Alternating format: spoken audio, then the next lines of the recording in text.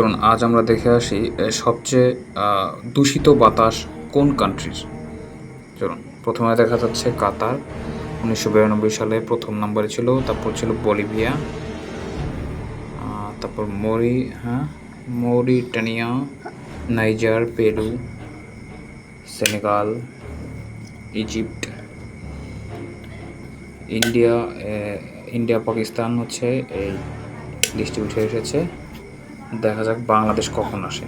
এটা 1998 সালে ইন্ডিয়া পাকিস্তান দুটো দেশই উপরে উঠে এসে।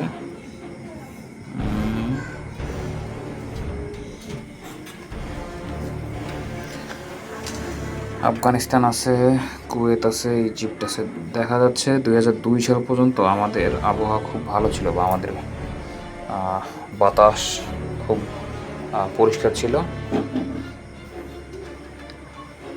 আসলে এটা হয় কি, যখন গাছপালা কমে যায় বা বন জঙ্গল আস্তে আস্তে কেটে ফেলা হয়, বা কলকারখানার ধোঁয়া বা কারখানা বাড়ে, তখন হচ্ছে একটা দেশের পরিবেশ দূষিত বেশি হয়।